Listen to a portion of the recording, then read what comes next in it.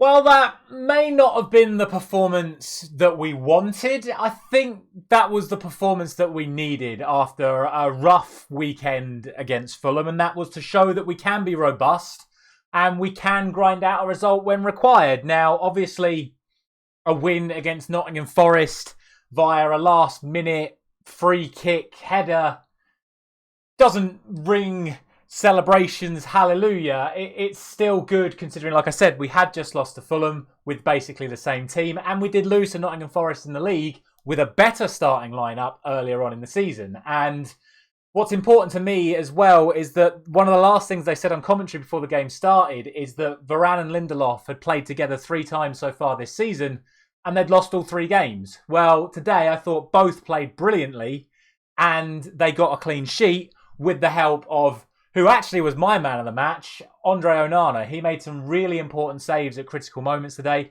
His passing was near perfect. I know that sounds like a daft thing to say, but he was put under pressure from some very strange back passes from most players, to be honest. Casemiro, especially Amrabat. Amrabat put Onana under a lot of pressure on a few occasions, and his passing was really good, and he made the right saves. And it sounds like a daft thing to say, but he wasn't parrying things out into dangerous areas. He was holding the ball when he needed to hold the ball. He was claiming the ball when he needed to claim the ball.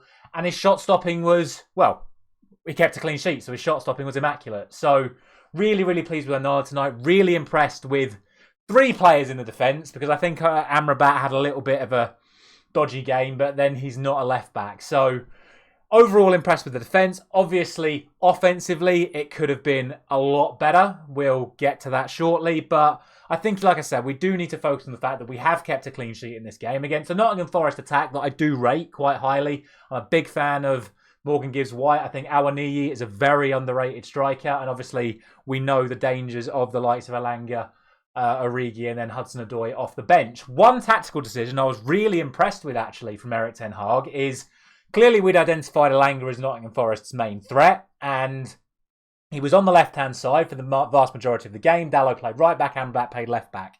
The moment he took Origi off and put Hudson-Odoi on, Elanga went over to the right, Hudson-Odoi came on the left. So Erik ten Hag actually swapped Amrabat and Diogo Dalot and kept Dalot on Elanga.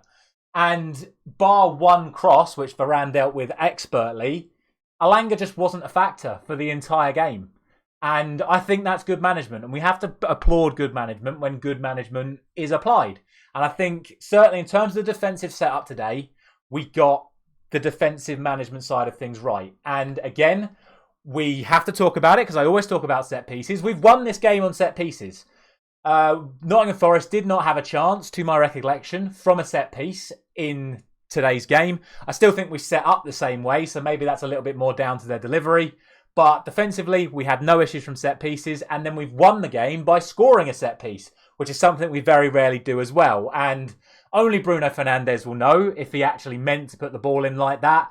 I personally don't think he did, because I've seen him take a fair few corners like that this season, which just don't get off the floor, easily go into the front man. But obviously, from a wide free kick situation, you put a ball in like that, it can get all the way through, which this one did. Casemiro doing what Casemiro does best in those areas, driving through, timing his run well, maybe not always timing his run perfectly, because Casemiro is always the prime suspect for offside from set pieces. But this time, timing his run perfectly little nudged header through Matt Turner's legs, and Manchester United win 1-0. And at the end of the day, that's really all that matters in the context of this match, because that's what we needed. We're through to the next round. We've put in an average to good performance in areas of the pitch, and we've won the game. So in that regard, I'm happy. Now we have to obviously talk about the weekend and the next round, which is, can we play like that against City and get a result? Can we play like that against Liverpool and get a result? In my opinion, no. No, we can't. Because as good as Onana, the defence, Casemiro was, I think probably you give all of them 7 or 8 out of 10. You probably give Amrabat like a 6 out of 10 defensively, more a 7 out of 10 in terms of getting on the ball, playing some forward passes. But I probably wouldn't give Amrabat more than a 6 out of 10. The issue is, I don't think going forward anyone deserves more than a 6 out of 10. Casemiro, again, 7, 8 out of 10 for him for his defensive play and getting the goal. But again, going forward, I don't think Casemiro did anything. I think Bruno, when he got the ball deep and played passes, I thought Bruno did well. I think, again, Bruno was very raceful going forward into the box. He could have had 2 or 3 goals tonight, Bruno Fernandes. But again, either shooting when he shouldn't have shot or then mistiming his shots when they came. The Trivela was a good effort. I thought that was his best effort. But the one where it came to him on the edge of the box and he had so much time, could have really nailed that ball in the net and he scuffed it. Just again, for me, shows signs that Bruno's just a little bit tired. And I just think he needs a rest. And obviously we can't rest him for Man City. We're going to need him for that game. But I just think Bruno needs a break. I go on about it all the time. He's 27 years old. And in his entire career, he's only missed games through illness and suspension. He's never been injured and he plays when he's fit. So I just think he needs a rest. Front 3, not good enough for me today. Front 3, just not good enough. Rashford, again, offering little to nothing as the centre forward. Anthony, probably the best of the front 3. He tracked back well, helping out, stopping Toffolo getting forward, and looked the most lively, I would say, and created probably the most chances. But again, just doesn't go onto his right foot. When he come inside, he either just plays it into Bruno or takes a pop shot. Never tries to play a killer pass into Rashford or Garnacho, or like I say, just shoots.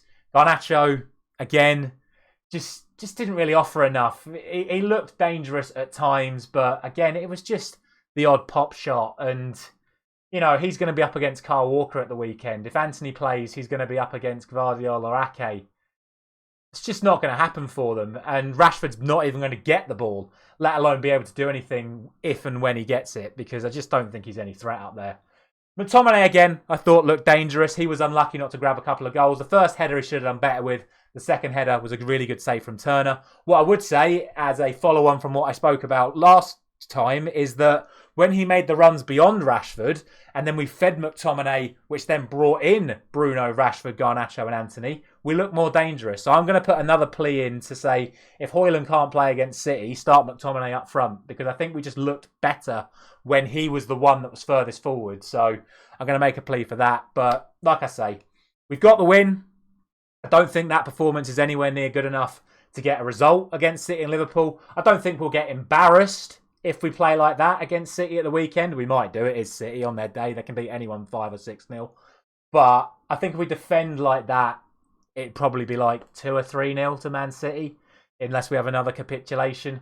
But relatively happy. One last thing to say before I go. Actually, 2 things to say about 2 refereeing decisions. Firstly, why was Felipe not sent off for putting his hand round Bruno Fernandes' neck? Because Casemiro was sent off for that last season. I know it's a different season. There are different rules. But if Casemiro was sent off for what he did to Will Hughes, Felipe has to be sent off. And Nottingham Forest had a chance to get the ball forward after that incident. And if Felipe would have scored, I'd have been sitting here having a full kick-off. But refereeing decisions are not my area of expertise, clearly. But for me, that's a red card. And secondly, I think we should have had a penalty for the challenge on Rashford. Because I think you have to look at the 2 challenges separately. When you see them come together as a 3, it doesn't look that bad because Felipe comes away with the ball. But that actually makes Murillo's challenge even worse.